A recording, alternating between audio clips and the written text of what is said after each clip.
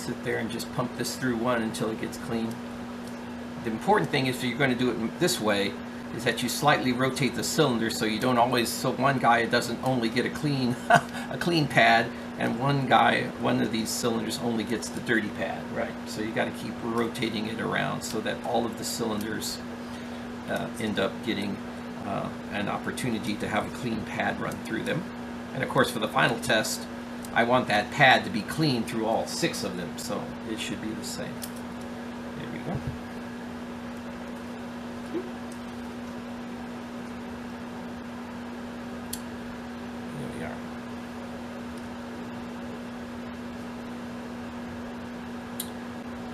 Get in there. Here we go. That's it. Give it a rotate so you don't always start or end on the same set. And here we are. We're getting there.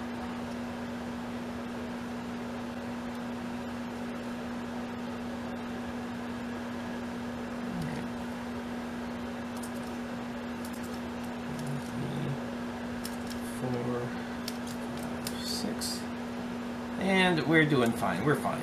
All right, we have reached the point that the cylinder, I'm looking up at it through the light, is quite clean. Take a peek at it. Now it doesn't have a lot of liquid, which made it look shiny, but now it's dry, and yet it's still keeping that shine. Evening. Okay. So, all right. So we have now cleaned the flash side. We have cleaned the individual cylinders, and now we're going to give a quick tour duty here to the back side, and then we'll also wipe the exterior of the cylinder down, and then we'll move on.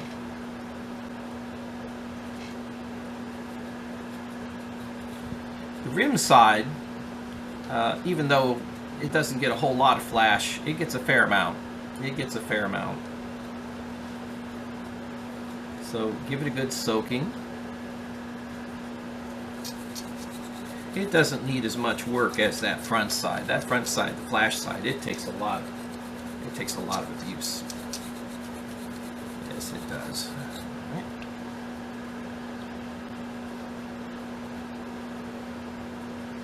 There we go. It's coming out pretty good. We will continue. Let me put some more fresh solvent on it. Let that solvent work on it.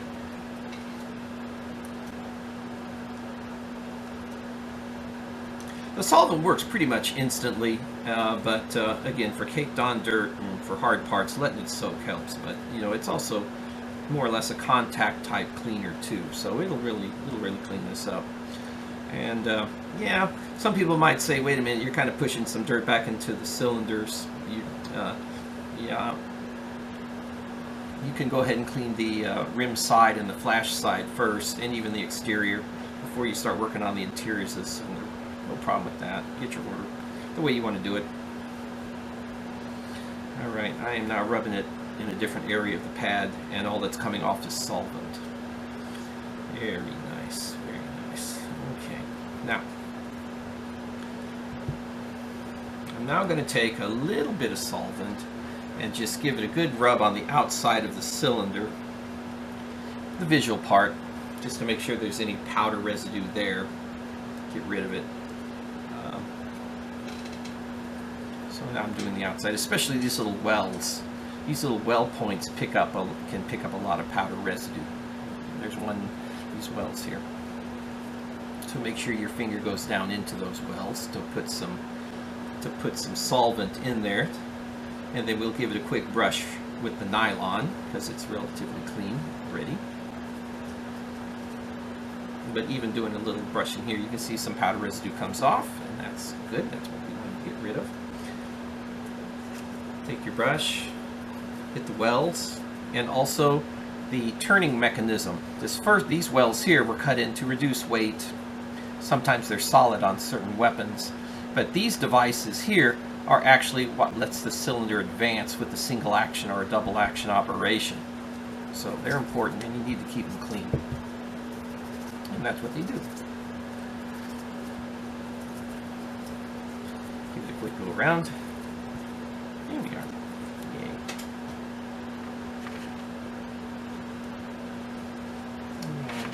Pan.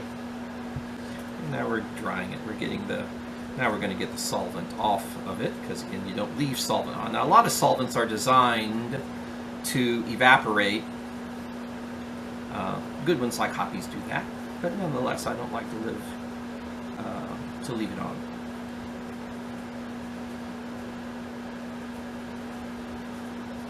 All right, there we go. Going around, around.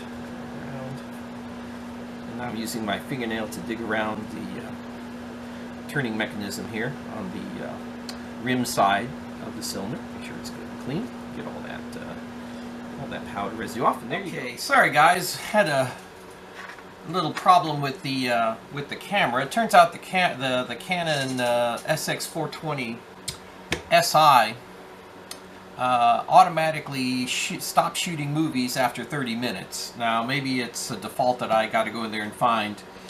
So a little piece was missing here, which I'm going to insert, and then I'll continue the editing and fix it up.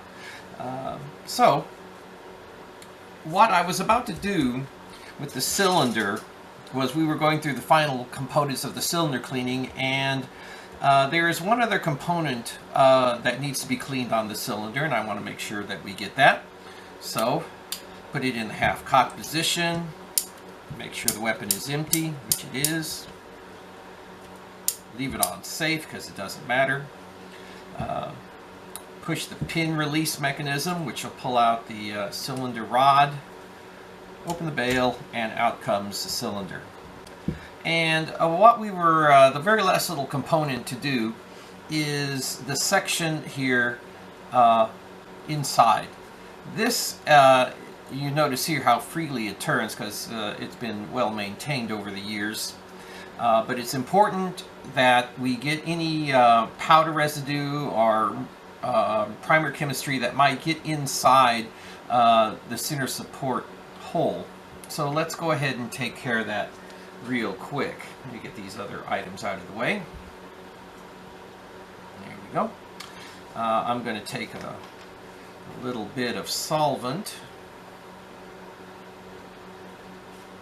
and put it inside. Soak it around and get it in there really good.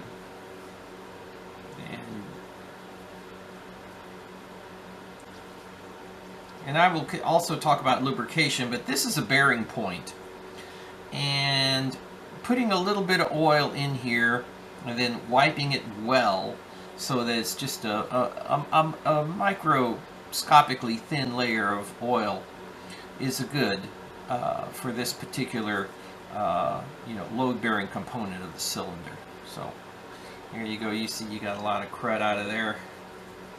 Run it through dry. I'm going to go ahead and run a patch through it. It's not a 22 caliber barrel, but the patch will do a good job. And I also want to see if I need to run a quick brush through it, which it might need it. Let's do this real quick here and see how it looks. The brush goes through with, the pad goes through with a good amount of resistance, so that's good. And again, my main concern right now is I've got it clean, and I want to get it dry, get that solvent out of there. Not that the solvent is harming it, but you do want to remove solvent, as I've been mentioning in this video. So let me run a dry patch through it, back and forth, until we get it nice and dry, which it is. Very good. Let me just take a quick peek at it off camera there. Yes, very nice. Okay, so now I'm going to take a pad and put just a little bit of oil on it, and put that oil, get that oil inside.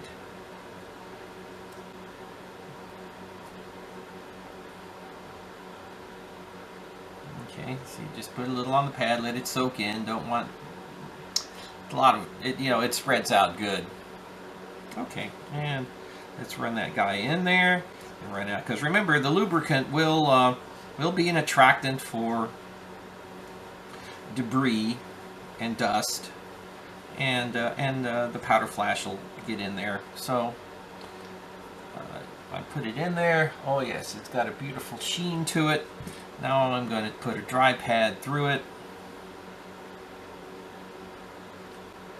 I'm going to keep a little bit of lubricant in there, and that should take care of that. There we go. And in we go. Do it back and forth a couple of times.